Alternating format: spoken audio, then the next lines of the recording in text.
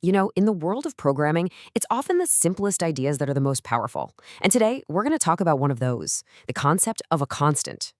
But before we dive into any code, let me just ask you a quick question. What in your world never changes? I mean, it could be something simple, right? Like the number of days in a week. Or think bigger. For the GPS satellites zipping around our planet, it's the speed of light. That's a reliable, known value, a constant, that all of their calculations depend on.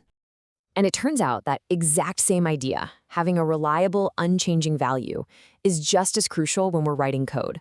It brings this wonderful sense of order and predictability to what can sometimes feel like a pretty complex world. Okay, so let's jump into our first big idea. The best way to think about a constant is to think of it as a promise. Yeah, a promise that you make right there in your code, a guarantee that a certain value will not and cannot change. The formal definition is actually pretty straightforward. Just like a variable, a constant holds a piece of information. But the key difference, and this is the whole point, is right there in the name. Once you set its value, that's it. It's locked in for good. And check this out. Here's that promise in action. We're defining the root location for a website.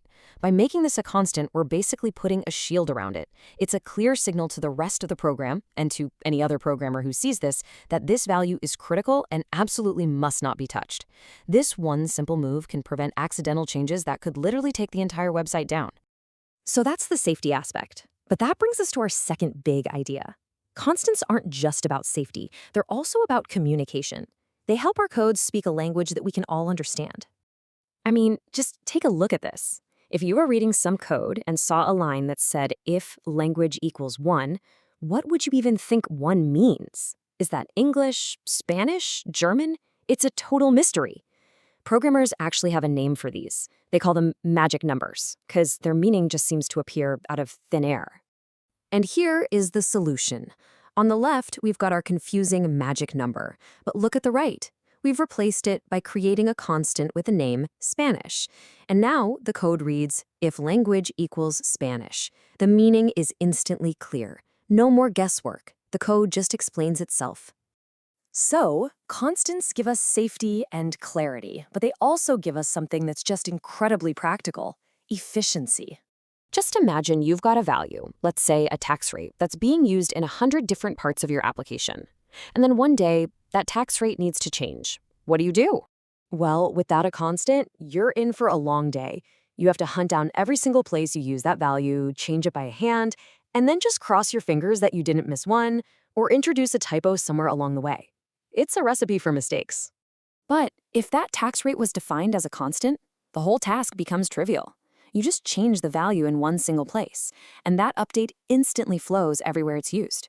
It's not just easier, it's just a fundamentally safer and smarter way to work. So as we wrap up here, let's pull all these threads together. Constants might seem like a really small detail, but they really do reflect a much bigger idea about how we write good code. If you take away just one thing from this, let it be this. A constant is so much more than just a fixed value. It's a promise of stability. It's a tool for clarity. And it's how we write code that's not just functional today, but understandable and maintainable for years to come. So the next time you're working on something, just take a moment to look for those things, the things that shouldn't change. Find your constants. You might just be surprised at how much clarity it brings.